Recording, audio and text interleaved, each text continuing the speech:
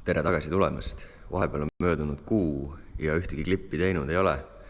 Mitte sellepärast, et otseselt ei oleks midagi teinud, aga võib-olla lihtsalt, et on olnud väiksemad ülesanded siit-sealt ja ei ole olnud mingisugust kindlat taski või ühte projekti, mida algusest lõpuni näidata. Hetkel on seis selline, et mootor on endiselt auto ees, seal midagi muud rohkemat teinud ei ole. Auto katusele on jõudnud mingisugune kütusepaak ja tagumised rattad on alt ära tulnud. Eelmises videos andsin kollektoritele Index 5, nüüd olen neist 6 aega mööda kõndinud ja agoonia on kõik unustatud, nii et nüüd ütleks juba tugev 7. Auto alla on tekkinud hunnik metallosi, mis ootavad pritsi ja pulbervärvi minekut. Need on siis sillatalad ja stabikad ja muud väiksemad igasugused bracketid, mõni asi tuleb juurde ja siis viin need kõik ühe hooga ära.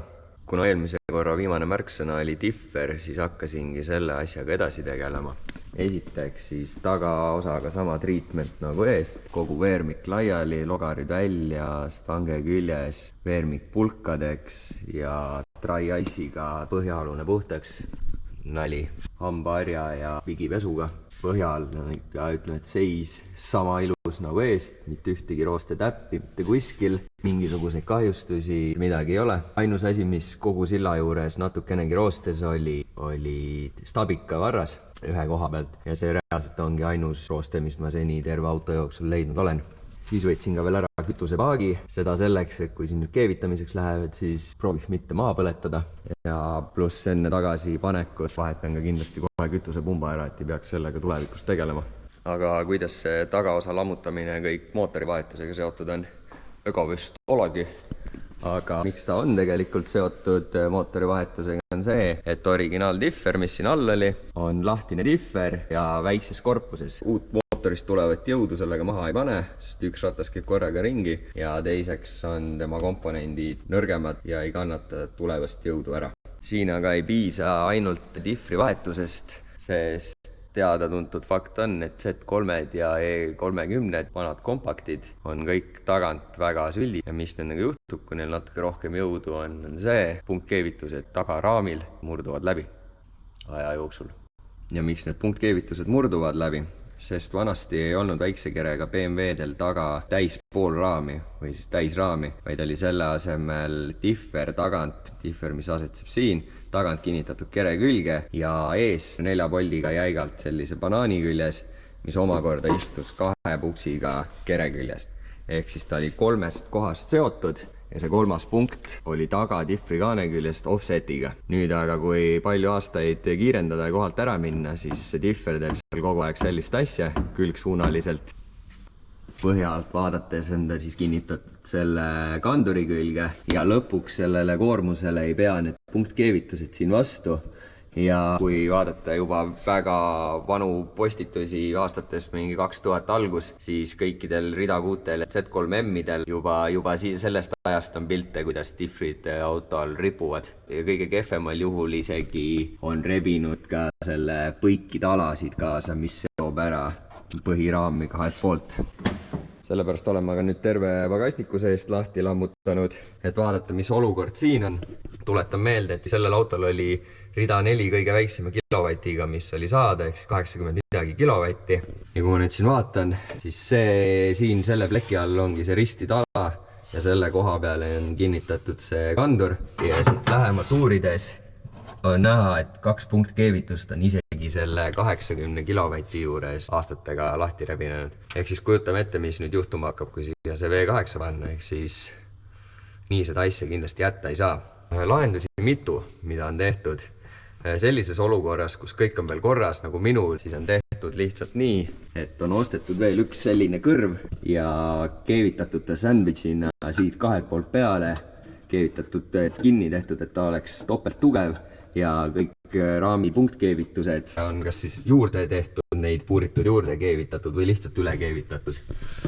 Ja see kõik oleks täiesti okei, kui siin nagu ei ole suurt upgrade'i, aga minu upgrade'i puhul siis ikkagi tuleb siin natukene rohkem süvitsi minna. USAs on üks kutt juba üle 20 aasta neid kere tugevdamisi teinud ja ta müüb isegi laserlõigatud detailidest kitti, mis hõlmab seda, et lõikad selle tala pealt lahti, keevitad tugevdused sisse, mingisugused ribid sisse, vahetad selle kanduri tugevama vastu välja ja siis keevitad selle pealt kõik kinni tagasi. Päris messitöö, päris palju juppe ja kindlasti seda kitti ma ei osta, sest see maksis mingisugune $1000. Lihtsam on ise need papist sabloonid teha ja koha peal nokitseda selle raha eest. Aga tegelikult mulle jäi juba ammu aega silma üks teine postitus paljust huvitavamast lahendusest, kus oli kogu see vana põiktala eemaldatud ja selle asemel pandud üks nelikanttoru ja sealt uus kandur. Ma panen sellest artiklist pildi ka, kus on näha siis, mis see idee lõpuks oleks, kuidas lahendada ja tugevdada. Ja seetõttu kogu tagaosa strip-down saigi ette võetud, et uue diffri ootuses teha kõik eeltöö ära. Stange talade kinnituskohast tuli ka huvitav üllatus välja. Nimelt siia, kus stange kinnitub, siin küljes olid suured valuteras mingisugused tükid kummipuksi peal, mis kaalusid 8 kilo tükk ja need kummipuksid olid täielikult ajas ära surnud, need kolisesid seal. Peaksid nad töötama siis kui vibration dampeners, aga nüüd nad töötasid lihtsalt rohkem kui vibration makers. Ühesõnaga need ma eemaldasin mõlemalt poolt ära, lõikasin kandurid neil küljest, sain sealt 16 kilo kaalu võitu juba ja siis viskasin ka varuratta minema ja nende 3 asja peale kokku 34 kilo kaalu võitu. Ehk siis 6 stiffer, mis tuleks suurem, on raskem ja ma selle raami ka veel tugevamaks keevitan, et sealt tuleb mingid kilosid. Siis lõppude lõpuks jääb mul ikkagi tagaots pigem kergemaks, kui ta enne oli. See varuratas on üldse kahtlase väärtusega asi sellel autol, sest hea kui ta on, aga mis siis, kui ma olen kuskil metsa vahel, mul on vaja see paranka alla visata, kuhu ma selle suure valu välja panen, kui sa kellegagi koos oled ja kõrvalistmele ei mahu, sest pagasnikusse see ammugi läheb. Ja siis asusingi diffrit otsima. Nagu enne ütlesin, siis all oli nii-öelda väikses korpuses differ. See tähendab siis seda, et tema ülekande suurus on 168 mm diameetrilt ja vaja oleks siis suuremat ja tugevamat asja. Tollest ajastust kutsutakse seda medium case'iks ehk siis tüüp 188.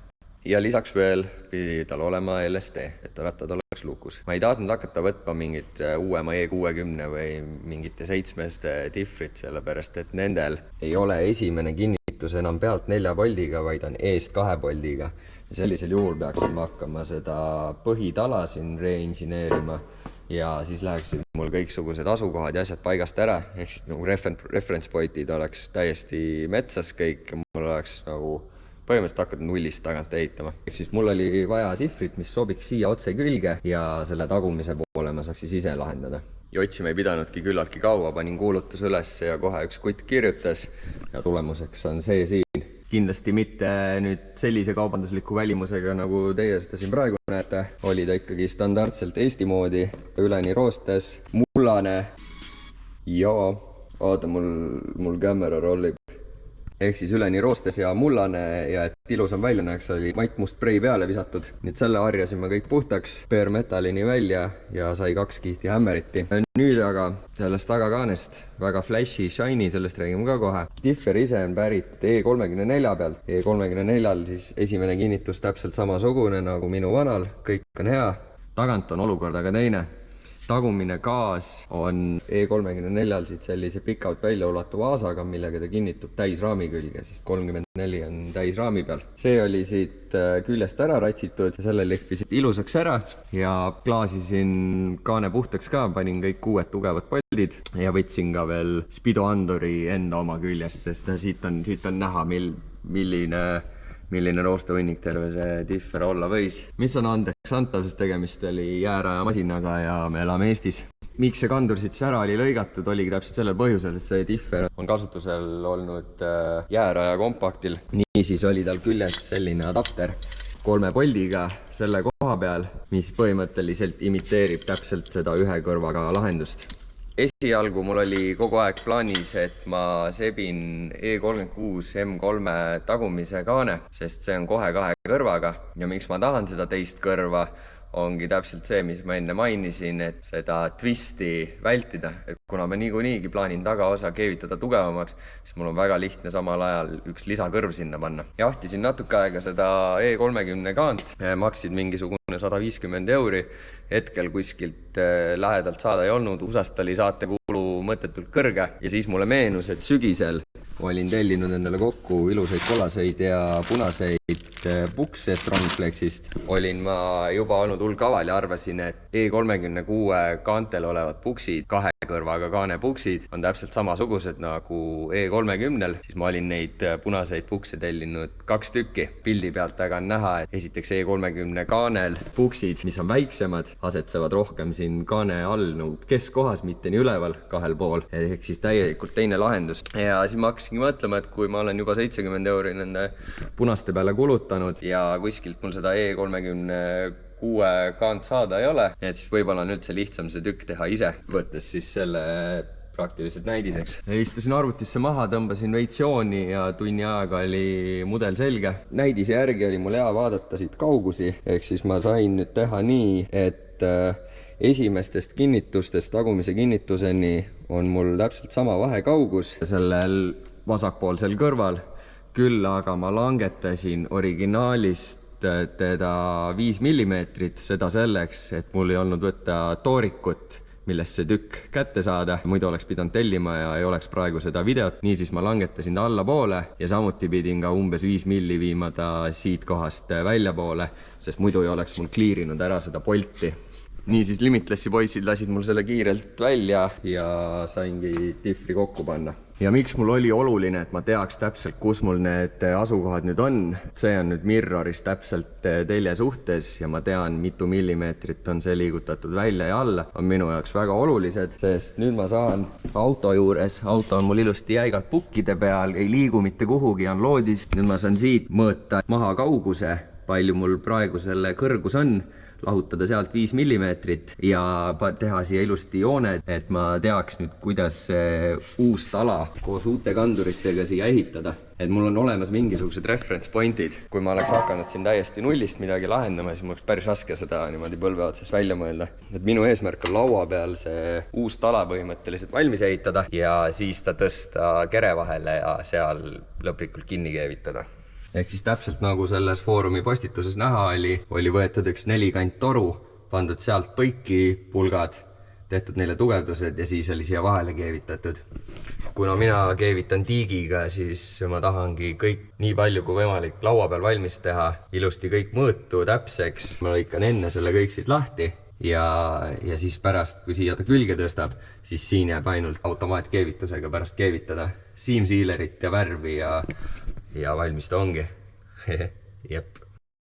Diffrist endast veel nii palju, et pärit on ta E34-lt ja täpsemini diislilt. See tähendab seda, et ta ülekanne on 265. Ei ole võib-olla kõige ideaalsem, ma lootsin mingisugust 3 kanti saada arvutuste järgi, aga kuna see oli see, mis oli võtta ja veel mis kõige parem, see differ on käinud 1,5 aastat tagasi Kevvais täielikult lahti, siin on uued elemendid sees, see on täielikult hooldatud, siis ma kindlasti ei hakka praegu uut ülekannet kuskilt taga ajama ja seda uuesti laiali tõmbama ja kokku ehitama. Nii et paneb selle 265 alla, paneb asja käima ja sõitma ja siis sealt teeb juba järeldused, mis edasi, kas on vaja muuta või mitte. Nüüd tegin tund aega juba tegelikult autol tööd ka, tekkisid siia mõned pudinad, eemaldasin alt varuratta kanduri ja Stabika varda kõrvad. Need lähevad pärast uue tala külge tagasi, see läheb prügisse. Pilt nüüd autol palju selgem kohe, kui see rattakandur siit minema sai. Stabika kandurid olid mõlemas nurgas siin-seal. Märkisin enam-vähem ära ka, mis see location on, kuigi see millimeetri pealt nii oluline ei ole Stabikal. Peas, et enam-vähem oleks üles-alla telje sihis ja siit tuli rattakandur. Ehk siis nüüd ongi vaja kogu see tala siit eemaldada, aga enne kui ma seda teen, on mul vaja endale selgeks teha, kus asub mul täpselt see praegune tagumise kinnituse asukoht. Nii et selleks võtsin laseri välja ja tõmbasin siia maha mõned jooned ja kirjutasin numbreid. Ehk siis see pikk horisontaaljoon tähistab mul seda pleini ja see vertikaalkriips on vasaku kanduri poldi telje siht ning märkisin siia ära, nagu enne ütlesin, et vasak kõrv peab 5 millimeetrit tulema väljapoole ja kui ma siit maast sellest punktist mõõtsin siia keskele, sain 640 milli ja see peab tulema 6 millimeetrit allapoole.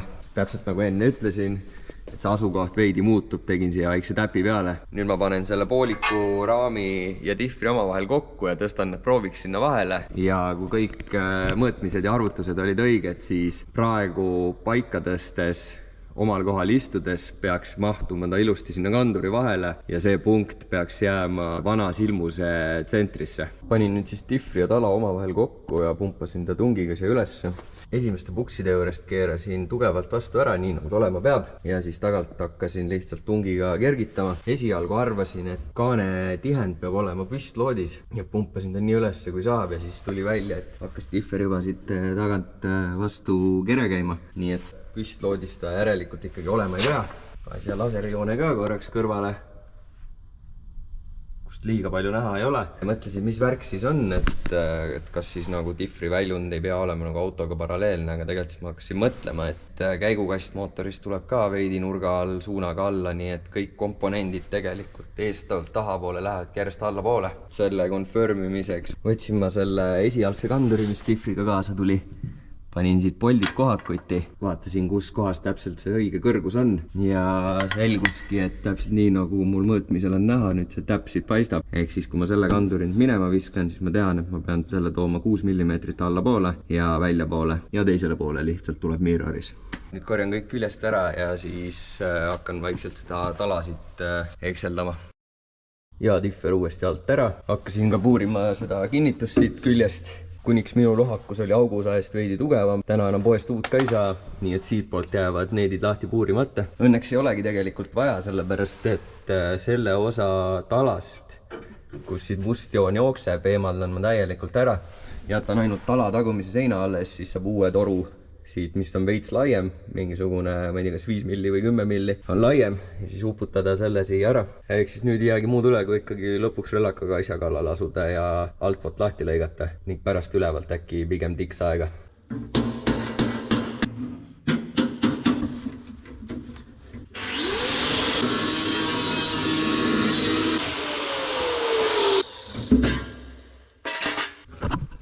Nii, esimene põhiline jupp käes. Nüüd on aru saada, mis see mõte oli, et tagant jätsin vana tala seina alles ja lõikasin alt lahti ja ülevalt lõikasin ühe korraga, kus 2 plekki olid topelt. Nüüd ma viimistlen selle tagumise osa ilusti ära ja siis uue toru järgi teen täpse joone siia esimesse serva ja siis saab uue toru uputada vahele täpselt.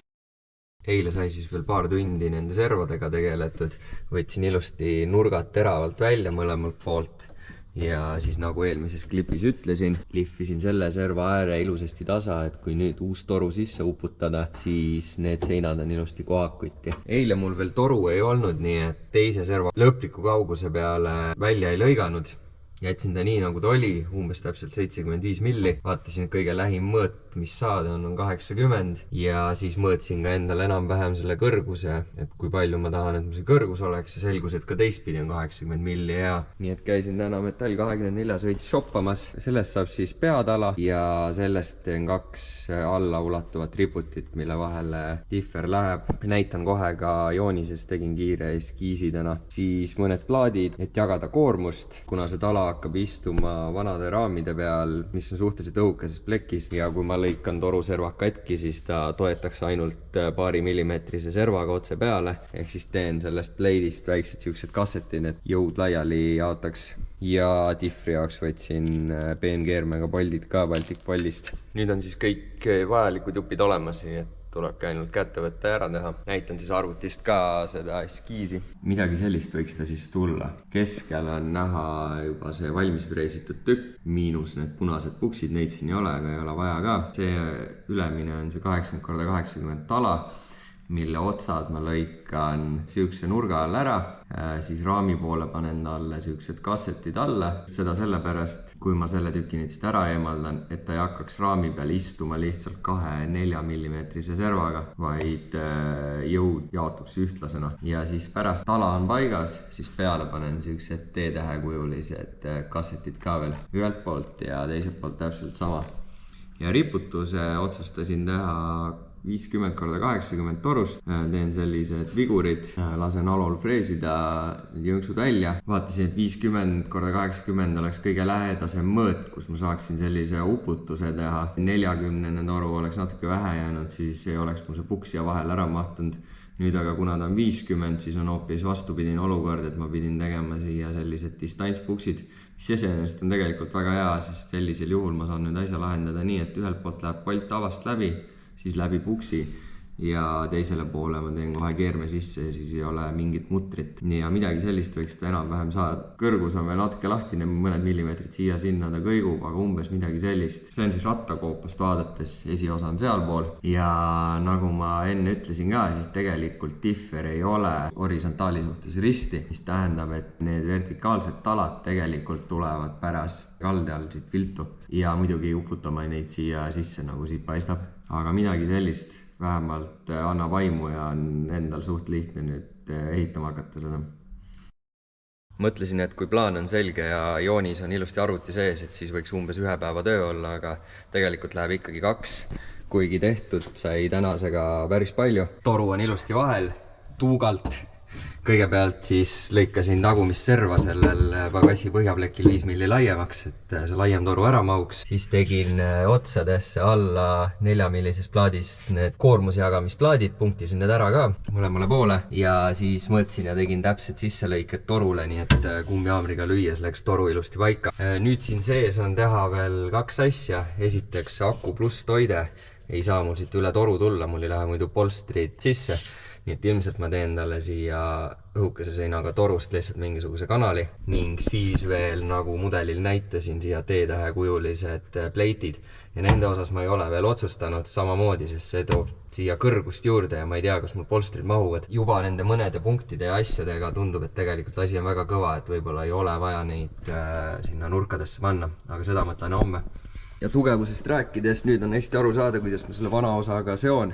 Ma saan siit kumeratest tugevatest kohtadest teha täisõmblused mõlemalt poolt ja otsast, kus siit isegi auk paistab, saab panna ka paksu õmbluse. Eks see asi on väga tugev ja pagassi põhjaplektid teeb lihtsalt stitch weldidega ühelt poolt ja sealt teiselt poolt. Et siit on väga hea, et ma jätsin ka selle vana tala alles. Pumpasin nüüd diffri uuesti üles ka täpselt sellise kõrguse peale, nagu ta olema peab ja siit on nüüd näha, mida ma enne ka arvutist ütlesin, et differ ei ole päris püstloodis sillatala suhtes, ehk siis mõõtsin ära malliga ja 2 kraadi istub ta viltu. Nii et Alo freesis mulle siis valmis need tükid, millest ma enne rääkisin, et ta võiks mulle freesida ja lõikasin 2-kraadise kalde all õige pikkuse peale. See on nüüd teise poole oma, selle poole oma on selline, läheb siia külge ja pärast mõõdan täpselt, millised puksid olema peavad. Nüüd külje pealt vaadates on näha, kuidas ta istub väikse nurga all. Nüüd ma mõõdan täpselt ära, kus differ selle tala suhtes asub ja siis keevitan nad laua peal külge ja panen nad lihtsalt need 2 pinda omavahel võrdseks ja pärast vaatan, kuidas see vahe siin jääb ja teen vastavalt sellele need puksid. Samuti puhastasin ära ja valmistasin ette stabika kandurid. Endiselt ütlen, et jube hea, kui on olemas ikkagi punktkeevituse augu saaks, siis ei pea seda vana plekki ära äästama siin kummieeblite asjadega ja relakaga, vaid saab ilusti needid välja puurida ja uuesti kasutada. Need lähevad nüüd tagasi peaaegu omale kohale. Enne olid nad umbes nii.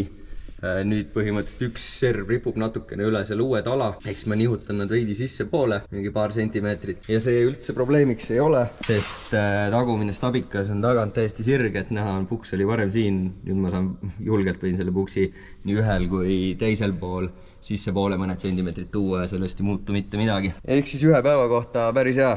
Homme alustan sellest, et keevitan need junid sinna talale külge, teen need puksid ära ja siis põhimõtteliselt ongi auto külge keevitamine juba. Nüüdseks 3 pikka päeva siin autol kütusepaagi augus istutud, kuid valmis ta sai. Kõigepealt treisin siia puksid, teiselt poolt läheb bolt otse läbi ja siin on peenkeere. Need tiigisin laua peal külge ja hakkasin parasjagu täpselt neid ka tiigima ja siis Priit astuski automaatkeevitusega uksest sisse, nii et kõigepealt laua peal keevitasime need kinni ja stabika kandurid samamoodi. Siis sai ta ülevalt pagasniku poolt paika vajutatud ja siis otsad pidevõmblusega ilusti kokku mõlemalt poolt ja punktidega pagasniku põhja pleki külge mõlemalt poolt. enne kui lõplikult autole vahele sai ta tõstetud, siis panin ta veel prooviks lihtsalt maa peal diffri külge, et näha, kas poldiaugud kattuvad, kõik ilusti kattusid ning tõstsin huvi pärast ka kaalule. Olin varasemalt eelmise diffri ja kere küljest ära lõigatud plekidega vana komplekti kaalu peale tõstnud ja oli 32 kilo. Et nagu mulle need numbrid meeldivad, siis uus suurem differ koos selle jämeda toruga ja kõikide nende kanduritega oli 47 kilo ehk siis 15 kilo raskem. Aga nagu video alguses ütlesin, siis sai eemaldatud 34 kilo ülearust manti siit tagant. Seega 19 kilo on nüüd tagant auto kergem. Ma ei tea, kas see on hea või halb asi, aga sellised on need numbrid. Ja seespoolt siis selline. Samuti pealtpoolt väiksed stitchid ümber toru, tagantpoolt ei saanud, aga sealt on alt hea küll. Ja ikkagi otsustasin need kassetleidid ka peale teha, sest vaatasin, et vaipade vahel oli täpselt siuke 5 mm ruum, ehk siis vaibad tulevad nüüd ilusti siia vastu. Ja teiselt poolt, nagu ka enne ütlesin, et pean siia mingisuguse tunneli tegema ja seda ma tegingi. Tegin kohe suurema, siit läheb aku pluss kaabel ja hiljem, kui tahan äkki mingi heli upgrade'i teha, et võimendile voolu tuua, siis on ka siin ruumi, et panna siia võimendile mingi jämedam kaabel. Tänane video siis veidi teistmoodi, timelapse'i polnud ja muusikat ka mitte. Võib-olla tuleb isegi lühem, palju me seda keevitamist ja lõikumist ikka näitan. Pagasi poole pealt seis selline. Päris täpselt imiteerida ei suutnud, mis tehasest tehtud oli, nagu näha siis koobastest ja siit tagant plekkidelt kruntvärv korralikult paistab. Aga kuna mul oli vaja siit keset põrandat värvida, siis ma ei suutnud sellist ajutust teha, nii et läksin lihtsalt seda teed, et värvisin need suured pinnad, raamitalad kõik üle. Nüüd kui vaibad peale lähevad, siis põhimõtteliselt ega siit suurt näha ei jää. Ainult see esimese katte, mille siit üles tõstad, siis siit võib-olla kuskilt servast midagi paistab. Enne värvi läks seamsealer ja krunt. Põhjal on olukord aga sootuks rohelisem. Ka siin ei ole BMW punasega liiga palju priisanud, aga erinevalt pagassist ja kapotialusest on siin tagapool asi veits siis rohelisem, nagu ma just ütlesin.